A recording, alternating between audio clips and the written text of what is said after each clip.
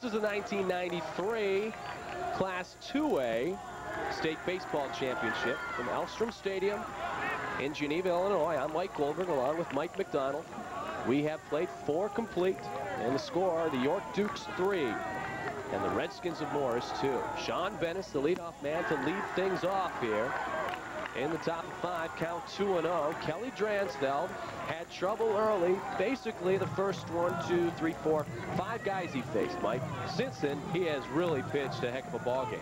He has settled down, like I say, you know, first game or first inning jitters. Do it a lot of times, and he's settled down. He's mixed his pitches up well. He's thrown strikes, worked ahead of hitters. And, I think he's going to, be a factor here in the main part of the game. Has retired 11 of the last 12 hitters he has faced. That's coming right back at us. And he's done it by throwing strikes, obviously, because what got him in trouble in the first inning was the back-to-back walks to this young man, Sean Bennis, and then Justin Hallpenny. Then an RBI double by David Sloan, who has 2 of the 4 hits tonight for the Dukes. And then you've got a run on the board, and then a little more trouble with a big single for Brad Schmidt that brought in 2 more base runners. But since then, he has been, I think, ahead of, I'd say, 90% of the batters he's faced. Right, and that's the key. You have to work ahead as a pitcher. You get behind, then you're going to have to come in fat on a pitch where the guy, the hitter up there is ready to swing and tattoo the ball. 3-2 pitch missed and walks John Bennis for the second time this evening. The third walk from the arm of Kelly Dransfeld. And all his walks have been to the first 1 or 2 hitter in the lineup. Bennis, Hallpenny. He's going to step into the box momentarily. There you see Justin Hallpenny. Walked and scored a run. Struck out in the second. Sean Bennis, same thing. Walked and scored a run. Struck out in the second. Now he's walked in the 5th. Will he score a run? That's yet to be seen.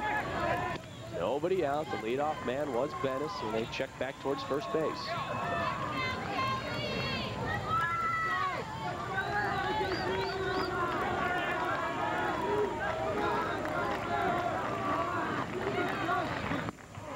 Big swing there. One thing about this York team is they're very disciplined at the plate. They'll wait for the pitches, and they feel mentally that they can hit anybody. That's true, and they're good disciplined hitters. They're very patient, and that's 2 things you got to be: patient and disciplined at the plate. Wait for your pitch to hit, keep your weight back. And deliver one and straighten that out a little bit, and you're in good shape. That was a curveball, which a lot of times hitters, if they don't pick the pitch up right away, all the weight's going to be transferred forward, and they're not going to have anything left to swing with.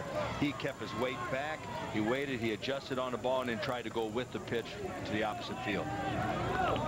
0-2 the count. Dransfeld ahead again. Just missed the outside corner, 1-2. It's ironic that you've got a team like York that has scored almost 30 runs in 2 games, and a team like Morris that has scored 3.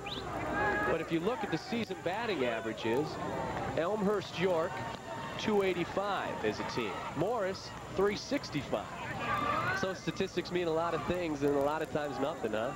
That's true. It depends a lot of times what you're doing as a team. I'll come back to that. A nice high fly ball to center field. Chuck Laird hauls it in. Last 3 outs have come the way of Chuck Laird.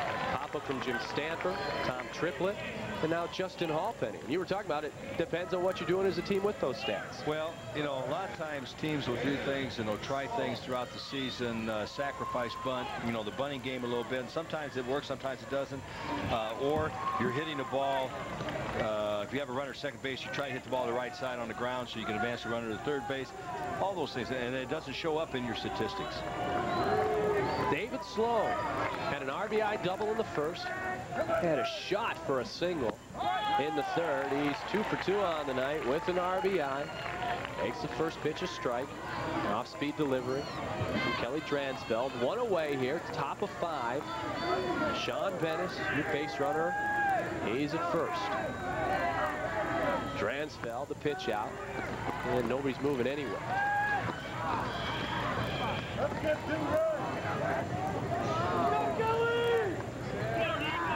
Now again, you know, you threw a pitch out here. Do you throw 2 in a row, or will you try to send your runner on this pitch? We've got Jeff Dahl up next. Swung on and missed. Strike 2.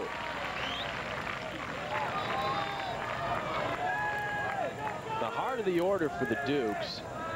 2 through about 6. 429, 353, 356, 371, 383. Get through that and things get slightly easier. But this heart of the order has been productive thus far today, and another base hit. Opposite way for Sloan, and holding up at second, Sean Bennis. So a 3-for-3 night thus far for David Sloan. Raises your chances for all tournament team. Of course, the job he's done behind the plate, I think he's going to earn those honors too. So now, he was 3 for 8 coming in for tonight.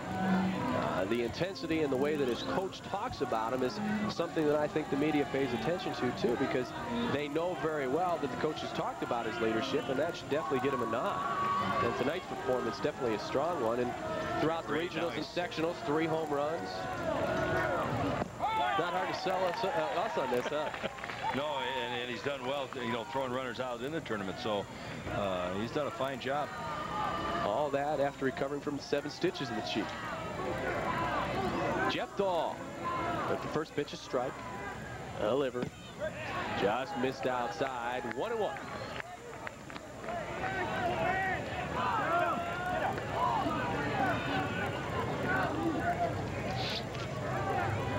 Bennis on second. Sloan on first. Dahl at the plate. Dransfeld looking back towards second base. Ryan Terry trying to close in and keep the young man, Sean Bennis, honest.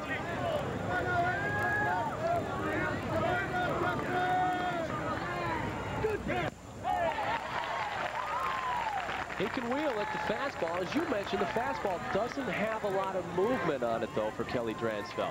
Right. If you watch this ball here, it's pretty straight. There's not much movement, but he's got some good velocity, and he kept it away from the hitter in the outside corner, which is a little tougher to hit, too. Count goes to 1-2 to Jeff Dahl. Tried to sucker him into the high fastball. 2-2 the count. 1 away.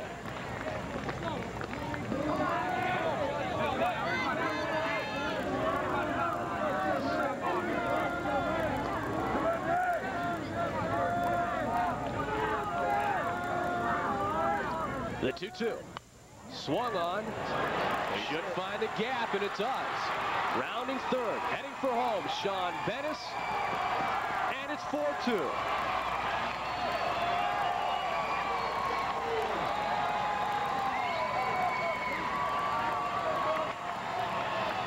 An RBI single for Jeff Dahl. Jeff gets out in front of the fastball. Well, it's a curveball, excuse me. And the ball was line drive to left center. And good enough to drive in another run, which builds a little more cushion. That shows you how crucial that last inning was for Morris, not scoring that run. Now they're 2 runs down.